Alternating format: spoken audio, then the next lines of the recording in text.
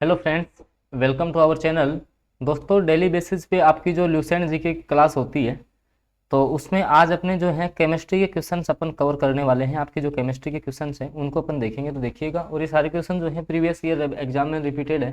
तो अगर आप इस इंडिया के किसी भी गवर्नमेंट जॉब की आप तैयारी कर रहे हो जहाँ आपका भारतीय सामान्य ज्ञान के संबंधित कोई भी क्वेश्चन आता है, तो आपके लिए काफ़ी इंपॉर्टेंट ये क्लासेज रहती है। तो देखिएगा, पहला जो आपका क्वेश्चन है कि तत्वों का पहला वर्गीकरण जो है वो किसके द्वारा किया गया था।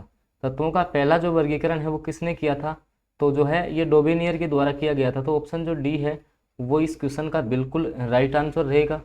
अगला क्वेश्चन है, तत्वों के वर्गीकरण से संबंधित त्रिक का नियम। तो डोबेनियर का त्रिक नियम ही था, ध्यान रखना किसका था ये भाई, डोबेनियर ने जो है त्रिक नियम दिया था। इन्होंने क्या किया कि तीन तीन तत्वों के जोड़े बनाए थे, तीन तीन तत्वों के जोड़े बनाए थे। जैसे लिथियम हो गया, सोडियम है और पोटेशियम है, तो इनका जोड़ा बना दिया।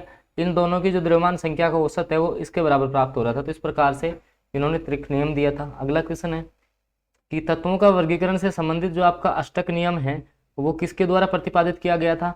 तो जो अष्टक नियम है वो ध्यान रखना आपके न्यूलैंड्स के द्वारा दिया गया था। न्यूलैंड का अष्टक नियम आपने पढ़ा भी होगा। न्यूलैंड्स का जो है वो अष्टक नियम था। न्यूलैंड का अष्टक नियम है वो न्यूलैंड्स के द्वारा दिया गया था। इसके अलावा अपन बात कर लेते हैं।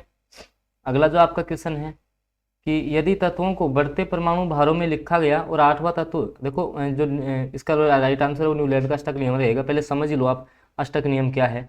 कि इन्होंने क्या किया, आठ, जैसे मान लो कि आठवां जो तत्व था, जैसे तत्वों को ऐसे एक क्रम में रख दिया, एक दो तीन चार ऐसे।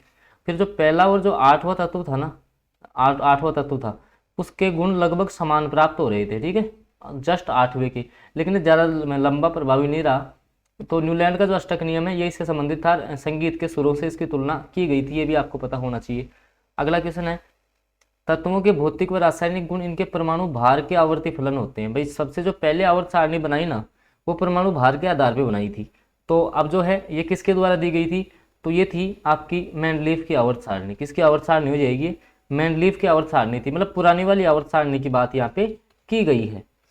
अगला क्वेश्चन जो है वो है मेंडलीव के अनुसार तत्वों के आवर्ती गुण। अब जो मेंडलीव ने जो आवर्त सारणी बनाई, फिर उन्होंने बनाई परमाणु संख्या के आधार पर, परमाणु क्रमांक के आधार पर बनाई। तो बिल्कुल जो आपकी मेंडलीव की आवर्त सारणी हो जाएगी, वही जो मेंडलीव की आवर्त सारणी थी ना, वो परमाणु संख्या के आधार पर। और जो मोजले की थी, वो सॉरी हाँ, मोजले की जो थी वो आपकी हो जाएगी किसके आधार पर, परमाणु भार। एक मिनट, क्वेश्चन अपन देखते हैं। मेंडलीव के अनुसार, ठीक है, तो मेंडलीव की आवर्त सारणी परमाणु भार के अनुसार थी और मोजले की आपकी परमाणु संख्या के आधार पर, ठीक है। किस वैज्ञानिक ने सर्वप्रथम आवर्त सारणी का निर्माण किया था, तो सबसे पहले किसकी आई थी, मेंडलीव की आई थी। किसके आधार पर, परमाणु भार के आधार पर। जिनको कोई कंफ्यूजन वो यहाँ देख लेना, परमाणु भार के आधार पर। मोजले की आई थी परमाणु क्रमांक के आधार पर, परमाणु क्रमांक के आधार पर, ठीक है। अगला क्वेश्चन, आधुनिक आवर्त नियम किसने दिया था, तो यह जो है मोजले के द्वारा दिया गया था। ऑप्शन डी करेक्ट हो जाएगा, ठीक है। आधुनिक आवर्त सारणी किसने बनाई थी, ध्यान रखना, पुरानी मेंडलीव ने, और जो आधुनिक है वो मोजले के द्वारा बनाई गई थी, याद रख लेना आप, ठीक है।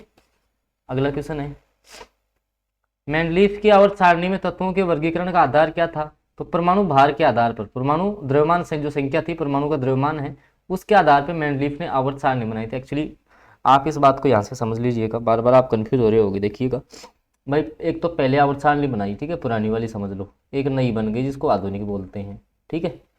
अब जो पुरानी है ना, वो बनाई थी मेंडलीव ने। किसने बनाई, मेंडलीव ने। अब वो वाली किसने बनाई, मोजले ने।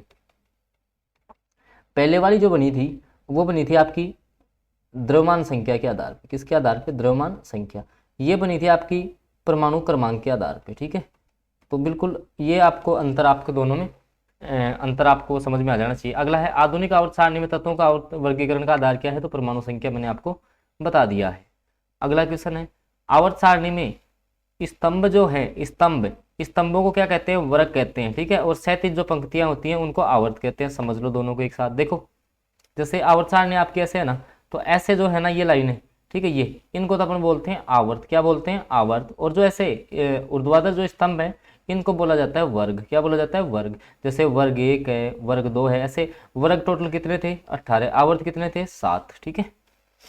आधुनिक आवर्त सारणी में वर्गों की कुल संख्या, तो 7 आपके, सॉरी 18 वर्ग है। वर्ग कितने हैं, 18 है। आवर्त पूछे तो 7 है। देखो आधुनिक आवर्त सारणी में आवर्तों की संख्या कितनी है, तो आवर्त कितने हो जाएंगे, 7 हो जाएंगे। अगला क्वेश्चन, आधुनिक आवर्त सारणी में तत्वों को व्यवस्थित किया गया उनके बढ़ते परमाणु क्रमांक के आधार पर, ठीक है, परमाणु संख्या के बढ़ते आधार पर। तो ऑप्शन जो डी है वो इस क्वेश्चन का बिल्कुल आपका राइट आंसर रहने वाला है। अगला क्वेश्चन है, आधुनिक आवर्त नियम के प्रवर्तक कौन है? बार बार वही क्वेश्चन घूम रहा है, मोस्टली इसके हो जाएंगे, ठीक है, बिल्कुल आप एक एक फर्क यहाँ से समझ लो। तत्वों की आवर्त सारणी का जो जनक है वो कौन हो जाएगा? तो तत्वों की आवर्त सारणी का जो जनक है वो मेंडलीफ को माना जाएगा, ऑप्शन डी करेक्ट रहेगा। अगला है, परमाणु आवर्त सारणी का लंबा रूप निर्भर करता है किस पर? तो यह आपका करेगा परमाणु के परमाणु संख्या पे, आधुनिक आवर्त की बात की जाएगी। तो अगला है, आधुनिक आवर्त सारणी आधारित है किस पे? परमाणु क्रमांक, परमाणु संख्या पे आधारित है, ठीक है।